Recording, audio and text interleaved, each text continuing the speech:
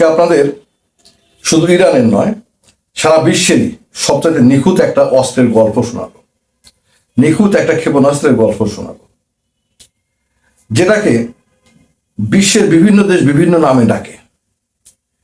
Iran নাম দিয়েছে হচ্ছে ফাতেহ 110 110। এটাকে অবশ্য উন্নত করে ফাতেহ 313 পর্যন্ত নেওয়া হয়েছে। কিন্তু এই ক্ষেপণাস্ত্রকে খোদ আমেরিকা, পশ্চিমা বিশ্ব ইরানের টমাহক বলে ডাকে। ইরানের টমাহক। আপনারা তো আমেরিকার টমাহক ক্ষেপণাস্ত্রের কথা জানেন। ইরাক যুদ্ধে ব্যবহৃত হয়েছিল, সবচেয়ে নির্ভুল ধরা হয়। আর ইরানের এই ক্ষেপণাস্ত্রটিকে সবচেয়ে নির্ভুল ধরা হয়, সেটা হচ্ছে ফাতেহ 110। এই কারণে ওরাই এটাকে ইরানের টমাহক বলে ডাকে। দর্শক মন্ডলী, নিশ্চয় বুঝতে পারছেন যে একটা জিনিস বা একটা অস্ত্র কতটুকু নিখুঁত কার্যকর হলে খোদ শত্রু দেশগুলো বা প্রতিপক্ষ সেটাকে তাদের সর্বোচ্চ নিখুঁত অস্ত্রের নামে ডাকে। বুঝতে পারা যাচ্ছে আসলে এই ক্ষেপণাস্ত্রটা বৈশিষ্ট্যটা কি। দর্শক মন্ডলী, এটাকে বুঝতে হলে আরো একটু ক্লিয়ার আপনাদেরকে ধারণা দিই। মনে করেন আপনি একটা ঘরের মধ্যে আছেন, গভীর রাত, অন্ধকার, বাইরে প্রচন্ড ঝড় বৃষ্টি হচ্ছে, কোনো আলো নেই, এমনকি আপনার মোবাইলের চার্জ পর্যন্ত শেষ হয়ে গিয়েছে, ঘুটঘুটে অন্ধকার। এর মধ্যে ওই রুমের দরজা আপনাকে খুঁজে বের করতে হবে। দর্শক মন্ডলী, আপনি দিকও বুঝতে পারতেছেন না, কোনটা পূর্ব, পশ্চিম, উত্তর, দক্ষিণ। এই সময় ওই দরজাটা নিখুঁতভাবে খুঁজে পাবে কি? মনে করেন ঘরের মধ্যে 2-3 জন আছে, সবাই খুঁজতেছে। যে প্রথম চান্সে খুঁজে পাবে সে নিশ্চয় বুদ্ধিমান এবং সবচেয়ে নিখুঁত তার ব্রেইন।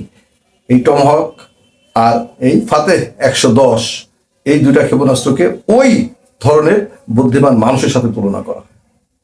আবার বলা হয় কি, আপনি দূরে থেকে বিভিন্ন ক্ষেপণাস্ত্র সাধারণত একটা বৃহৎ স্থাপনাকে লক্ষ্য করে বা কোনো স্থাপনাকে টার্গেট করা হয়। মনে করেন একটা বিশাল বিল্ডিং বা স্থাপনা বা ব্রিজ, কালভার্ট ইত্যাদি।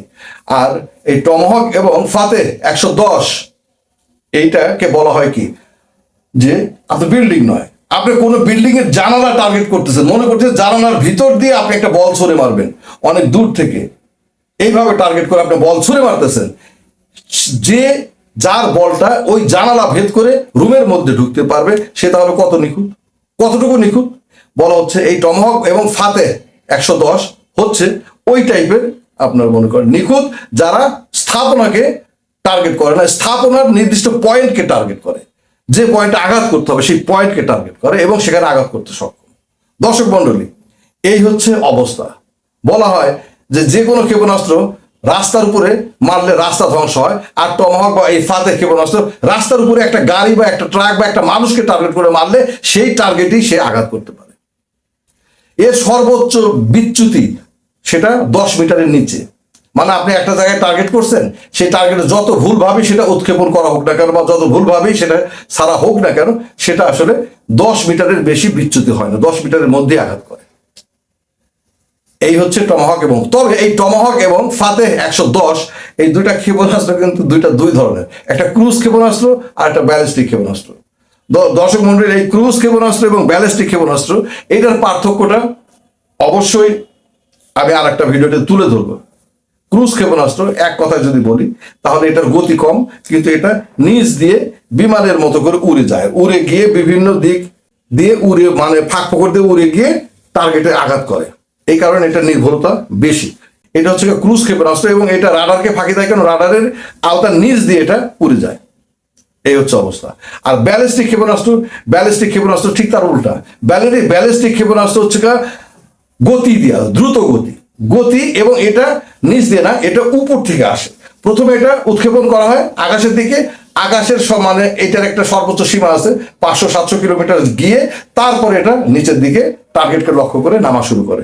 এবং এই নিচের দিকে যখন নামে তখন এটার গতি সেকেন্ডে ভয়ঙ্করভাবে বাড়তে থাকে আমাদের এই পৃথিবীর মধ্যাকর্ষণ শক্তির কারণে।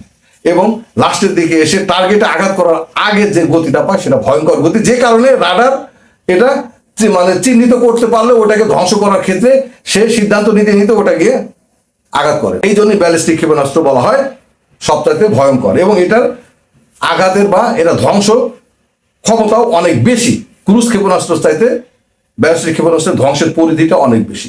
কিন্তু আমেরিকার টমাহক ক্রুজ ক্ষেপণাস্ত্র যেভাবে নির্ভুল, আর ইরানের এই ব্যালিস্টিক ক্ষেপণাস্ত্র ফাতেহ N110 এটাও ওই পরিমাণ নির্ভুল। এই কারণে এটাকে ইরানের টমাহক বলে ডাকা হয়। কিন্তু ধ্বংস ক্ষমতার সাথে যদি তুলনা করেন, আমেরিকার টমাহকের চাইতে ইরানের এই ফাতেহ 110 এটা ধ্বংস ক্ষমতা অনেক গুণ বেশি। এটা প্রায় আপনার 450 থেকে 650 কেজি আপনার বিস্ফোরক বহন করতে পারে। দর্শক মন্ডলী, এই ইরানের ফাতেহ 110 সবচেয়ে বড় যে গুণ, এটাকে গুণ মানে অস্ত্রের দিক থেকে বা নির্ভুলতা বা গুণ হচ্ছে কোনটা জানেন? এটা স্যাটেলাইট সিস্টেম বা জিপিএস সিস্টেম ছাড়াও এটা জায়গা মতো আঘাত করতে পারে। সবচেয়ে বড় কথা হচ্ছে এটার মধ্যে আমেরিকার জিপিএস সিস্টেম ইনস্টল করা থাকে। আবার রাশিয়ার এটা কি বলা হয়, গ্লোনাস সিস্টেম। রাশিয়ার কিন্তু আমেরিকার এই জিপিএস সিস্টেম ব্যবহার করে না। চায়না কিন্তু আমেরিকার জিপিএস সিস্টেম ব্যবহার করে না। চায়না, রাশিয়াটাও, এদের এই সমস্ত দেশগুলোর নিজস্ব স্যাটেলাইট সিস্টেম আছে। প্রত্যেকটা সিস্টেম এটার মধ্যে ইনস্টল করা আছে। যদি আমেরিকার সাথে যুদ্ধ হয়, আমেরিকার জিপিএস সিস্টেম বন্ধ করে দিলে তারা তখন তাৎক্ষণিকভাবে সে রাশিয়ার গ্লোনাস সিস্টেমে চলে যাবে। অথবা চীনের তার নিজস্ব কি যেন একটা সিস্টেম আছে, চেন্দু না কি, সেই সিস্টেমে আপনার চলে যাবে। আবার মনে করেন এই সমস্ত সিস্টেম বন্ধ করা আছে, কোনো সিস্টেমই নাই, মানে কোনো ধরনের স্যাটেলাইট কোনো সিস্টেমই কার্যকর থাকতেছে না আপনাকে নির্দেশনা দেওয়ার জন্য। এর মধ্যে একটা ম্যাপ আপনার আপলোড করা থাকে এবং সবচাইতে বড় কথা হচ্ছে সেই ম্যাপ অনুযায়ী শুধু যে টার্গেটে আঘাত করবে সেই টার্গেটের স্থানাঙ্ক দেওয়া থাকে। যারা সায়েন্সের ছাত্র তারা দ্রাঘিমাংশ স্থানাঙ্ক বোঝেন, স্থানাঙ্কটা দেওয়া থাকে। ওই স্থানাঙ্ক মোতাবেক সে নিজে গিয়ে টার্গেটে আঘাত করতে পারে।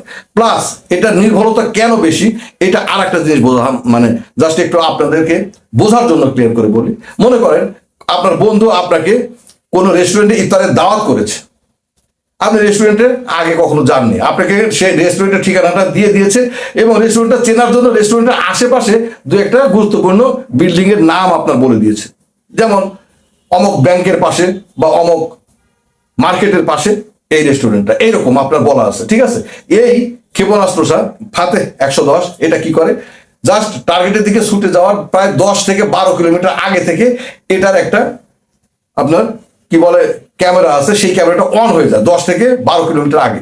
তখন এটা চতুর্দিকের ছবি ওই মুহূর্তের মধ্যে চতুর্দিকের ছবি তুলতে থাকে এবং এর ভিতরে আপলোড করা ওই টার্গেটের আশেপাশের ছবির সাথে মিলিয়ে দেখে যে আসলে টার্গেটটা সে ঠিক মতো যাচ্ছে কিনা বা টার্গেটটা কোথায়। মনে করো অমুক ব্যাংকের পাশে ওই রেস্টুরেন্টে আপনাকে আপনার বন্ধু যাইতে বলছে, আর এই টার্গেটে যে টার্গেটটাকে সিলেক্ট করে দেওয়া হয়েছে সেই টার্গেটের আশেপাশের বিভিন্ন গুরুত্বপূর্ণ স্থাপনা সম্পর্কে এই মিসাইলের মধ্যে আগেই তথ্য আপলোড করা আছে। সে ছবি তুলে সেই তথ্যের সাথে মিলায় তারপরে টার্গেটকে সে ফাইন্ড আউট করে, অথবা টার্গেট ফাইন্ড আউট করার পরে সে তখন আবার হাত দেয় হচ্ছে টার্গেটের কোন পয়েন্টে আঘাত করার জন্য নির্দেশ দেওয়া হয়েছে। তখন সে সেই পয়েন্টটা খুঁজে বের করে। ওই যে বলছিলাম না যে বিল্ডিং এর জানালা খুঁজে বের করে, জানালা দিয়ে আপনার ভিতরে বল ছুড়ে মারার মতো এরকম, তখন সে আবার সেই টার্গেটের মধ্যে কোন পয়েন্টে আঘাত করতে বলছে সেই পয়েন্ট নিয়ে সে তখন ওই মুহূর্তের মধ্যে এই কাজগুলো সে করে ফেলে। এই জন্য এইটাকে বলা হয় বহু চক্ষুধারী, মানে বহু মুখী, মানে একে আসলে বাধা দেওয়াটা সত্যি খুবই দুঃসাধ্য। এই কারণে এই যে আমেরিকা কেন ভাই আক্রমণ করব বলেও আপনারা আক্রমণ করতেছে না, কেন করে না ভাই? কিছু তো ইরানের জিনিস আছে যেটা গত আপনার 12 দিনের যুদ্ধে প্রমাণ করা গেছে। এছাড়াও ইরানের কিছু প্রক্সি বাহিনী, দর্শক মন্ডলী, এই অস্ত্রগুলো ইরান করে কি, এই অস্ত্রগুলো তৈরি করে প্রক্সি বাহিনীর মাধ্যমে টেস্ট করায়। ইয়েমেনের হুতি দিয়ে এই অস্ত্র টেস্ট করা হয়েছে সৌদি আরবে, আরব আমিরাতে। দর্শক মন্ডলী, আপনাদের হয়তো মনে আছে সৌদি আরব, আরব আমিরাত মানে ইয়েমেনের হুতিদেরকে নিধন করার জন্য যে অপারেশনটা চালিয়েছিল, তার মধ্যে আপনাদের হয়তো খেয়াল আছে সৌদি আরবের তেলের শোধনাগার, তেল ক্ষেত্র এবং বিভিন্ন স্থাপনা লক্ষ্য করে ইয়েমেনের হুতিরা মিসাইল ছুড়েছিল, যার একটাও সৌদি আরব ঠেকাতে পারেনি। অথচ সৌদি আরবের সমস্ত ডিফেন্স সিস্টেম আমেরিকান ছিল, মার্কিন ডিফেন্স সিস্টেম, কিন্তু কোনোটাই সে ঠেকাতে পারে নাই, ঠেকাতে সমর্থ হয় নাই। আপনারা হয়তো শুনেছেন। এবং তারপরেই সৌদি আরব যুদ্ধ আলোচনার মাধ্যমে যুদ্ধ পরিস্থিতি শিথিল করে নিয়ে আসে এবং ইয়েমেনের সাথে আলোচনায় বসতে বাধ্য হয়, হুতিদের সাথে আলোচনায় বসতে বাধ্য হয়। মূলত ওই ক্ষেপণাস্ত্রগুলো ছিল হচ্ছে এই ফাতে 110, ফাতে 110। আবার আপনার মনে করেন এইটা ফাতে 110-এর নামটা টোমাহক কখন দেওয়া হয়? এই যে সিরিয়াতে যখন বাশার আল আসাদ ছিল না, তখন বাশার আল আসাদকে কিছু এই ক্ষেপণাস্ত্র দেওয়া হয়েছিল। এই ক্ষেপণাস্ত্রের মাধ্যমে বাশার আল আসাদ তাদের শত্রু পক্ষের বা বিভিন্ন জঙ্গি গোষ্ঠী যেগুলোকে আমেরিকা বা পশ্চিমারা মদত দিয়ে যাচ্ছিল, তাদের স্থাপনাগুলোতে, তাদের নির্দিষ্ট পয়েন্টগুলোতে আঘাত করার জন্য ব্যবহার করেছিল। তখনই এর নির্ভুলতা দেখে তখনই এই পশ্চিমারা একে ইরানের টমাহক নাম দেয়। মানে তারা বলে এটা ইরানের টমাহক, এত নির্ভুল। এই হচ্ছে কথা দর্শক মন্ডলী। তাহলে বোঝেন বিষয়টা। এখন আসি কেন আমেরিকা এত আক্রমণ করবো হাইপ তুলে আক্রমণ করতেছে না, ভয় দেখাচ্ছে, আলোচনায় বসো, এগ্রিমেন্ট করো, সময় ক্ষেপণ করতেছে কেন? ইরানের যে স্পেশাল কিছু অস্ত্রকে তারা সমীহ করে, তার মধ্যে এটা অন্যতম। কারণ কি? ইরানের আশেপাশে ইরানকে কেন্দ্র করে যে 15-16টা ঘাঁটি করা আছে, এমনকি বাহরাইনের যে 5ম নৌবহরের আছে, স্থাপনা আছে, বা যেখানে 5ম নৌবহর রাখা হয়, সেটাও এই সীমানার মধ্যে। এই মিসাইলের সীমানা বেশি না, 300 থেকে 700 কিলোমিটার। এক কথায় আপনি যদি সৌদি আরব বলেন, কাতার বলেন, কুয়েত বলেন, বাহরাইন বলেন, আপনার মনে করেন যে আরব আমিরাত বলেন, এই আশেপাশে সমস্ত আমেরিকান ঘাঁটিগুলো এই মিসাইলের আওতার মধ্যে পড়ে। শুধু ঘাঁটি নয়, ঘাঁটি লক্ষ্য করে নয়, ঘাঁটির মধ্যে স্পেশাল বিল্ডিং, স্পেশাল অফিস, এগুলোকে লক্ষ্য করেও এই মিসাইল আঘাত আনতে সক্ষম। এই হচ্ছে অবস্থা। এর পর্যন্ত আপনার ঘাঁটির কথা বললাম, কিন্তু এখন ইরানের হাতে এই মিসাইলের আওতায় আরো কিছু টার্গেট চলে এসেছে দর্শক মন্ডলী। আব্রাহাম লিঙ্কন, তারপর আর একটা রণতরী, আপনার বিমানবাহী রণতরী আর একটা নিয়ে আসছে না। এই বিষয়গুলোতে এইগুলো তো সাইজ অনেক বড় দর্শক মন্ডলী, এবং এই জিনিসগুলা এই সবগুলাই এইটার আওতাভুক্ত। কিসের আওতাভুক্ত? এই মিসাইলের আওতাভুক্ত। কাজেই অনেক কিছুই ভাবার আছে কেন তারা আপনার মনে করেন যে আঘাত করার, ইরানে আক্রমণ করবো বলে করেন। আর সবচেয়ে বড় কথা হচ্ছে ইরানের কাছে এই মিসাইলের পরিমাণ অগণিত, প্রচুর পরিমাণে আছে। সবচেয়ে বড় কথা, সবাই এটা মনে করে যে ইরান একসাথে এই মিসাইল শত মিসাইল নিক্ষেপ করার সক্ষমতা রাখে। এই মিসাইল একটা টার্গেটকে আঘাত করে, একটা টার্গেট বা বিভিন্ন টার্গেটকে লক্ষ্য করে, একাধিক নয়, শত মিসাইল আঘাত করা, শত মিসাইল ছোড়ার সক্ষমতা ইরানের আছে, এটা সকলেই বিশ্বাস করে। কাজেই আপনার মনে করেন যে রিস্ক নিতে কে যাবে বলেন? আপনি ইরানের ক্ষতি করতে পারবেন, কিন্তু ইরান যে আপনাকে পাল্টা আঘাতটা করবে, সেই আঘাতটা আপনি কতটুকু সহ্য করতে পারবেন, সেটা থামানোর মতো সক্ষমতা কি আপনার আছে?